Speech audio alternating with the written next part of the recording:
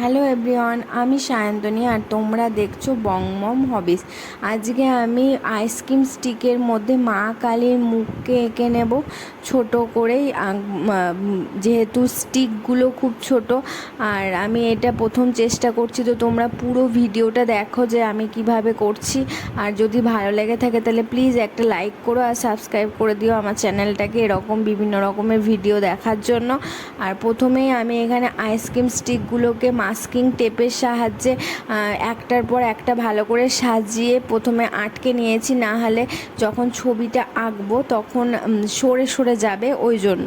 তা এখন দেখো আমি মায়ের পুরো মুখটা হালকা যে নীল কালারটা হয়, মানে শ্যামা মায়ের যে কালারটা, সেই কালারটা আমি করে নিচ্ছি। আর হাইলাইট করার জন্য ওর থেকে একটু ডিপ নীল কালারটাকে ব্যবহার করেছি।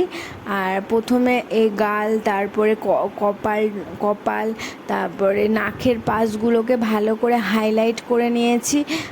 তো এটা তারপরে আমি মানে হাইলাইট যে জায়গাগুলো করেছি সেখানে আমি সাদা রঙটাকে ইউজ করেছি। তারপরে চোখ, আইব্রো, তারপরে সব কিছু কালো রঙ দিয়ে ভালো করে হাইলাইট করে নেওয়ার পর মায়ের জিভটাকে আমি এঁকেছি লাল রং দিয়ে।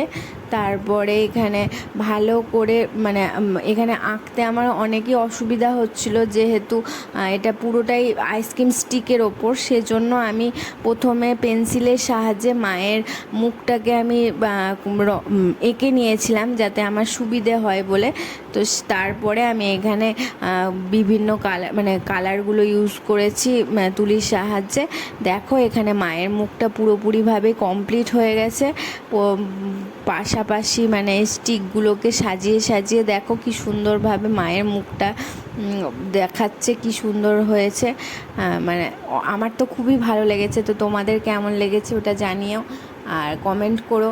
আর এরকমভাবে তো মানে আমি ফার্স্ট ট্রাই করলাম যে এরকম আইসক্রিম স্টিকের ওপর মায়ের মুখ তৈরি করাটা।